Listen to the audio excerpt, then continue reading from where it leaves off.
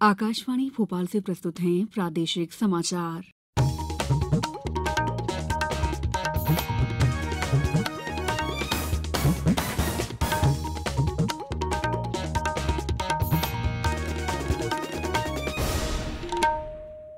नमस्कार, समाचारों के साथ मैं दीपा सिंह।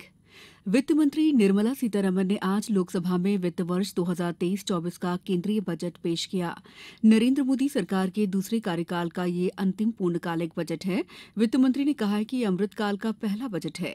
बजट समृद्ध और समावेशी भारत की परिकल्पना को साकार करता है। वर्ष 2023-24 के बजट में कुल प्राप्तियां 27,20,000 करोड़ रुपए रहने का अनुमान है। कुल व्यय 45 लाख करोड़ रुपए रहने का अनुमान व्यक्त किया गया है। बजट में राजकोषीय घाटा सकल घरेलू उत्पाद के 5.9% रहने का अनुमान है। वित्त मंत्री ने कहा, राजकोषीय घाटे को 2025-26 तक जीडीपी के 4.5% से नीचे लाने के प्रयास किए जाएंगे। खिलौनों, साइकिल, ऑटोमोबाइल और नाफ्ता सहित कुछ वस्तुओं पर बुनियादी सीमा शुल्क, उपकरों और अधिभारों में मामूली परिवर्तन किया गया है।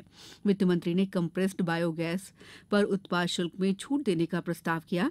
बजट में मोबाइल फोन के विनिर्माण में कुछ एक पुर्जों और कैमरा लेंस के आयात पर बुनियादी सीमा शुल्क में राहत देने और लिथियम आयन बैटरी सेलों पर शुल्क में रियायत को एक और वर्ष के लिए जारी करने का प्रस्ताव किया गया।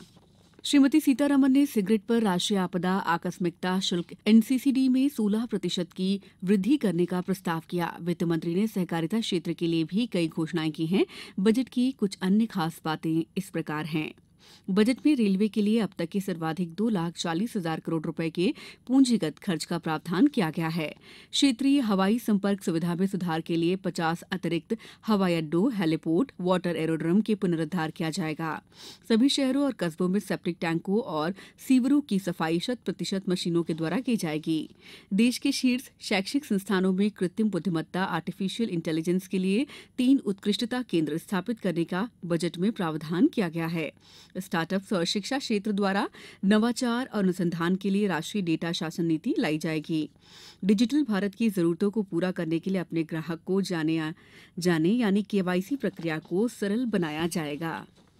1 अप्रैल 2023 या इसके बाद जारी 5 लाख रुपए तक प्रीमियम वाली जीवन बीमा पॉलिसियों से होने वाली आय पर छूट देने का प्रस्ताव किया गया है।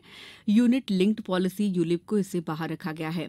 आजादी के अमृत महोत्सव के अंतर्गत नई बचत योजना महिला सम्मान बचत प्रमाण पत्र लाई जाएगी। इसके अंतर्गत महिलाओं या बालिकाओं को 2 वर्ष की अवधि के लिए 2 लाख रुपए तक की जमा राशि पर 7.5% ब्याज मिलेगा। वरिष्ठ नागरिक बचत योजना के अंतर्गत अधिकतम जमा राशि की सीमा 15 लाख से बढ़ाकर 30 लाख रुपए का प्रावधान किया गया है।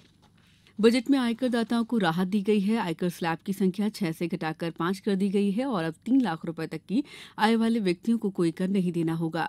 3 से 6 लाख रुपए तक की आय वाले करदाताओं को 5% की दर से कर का भुगतान करना होगा।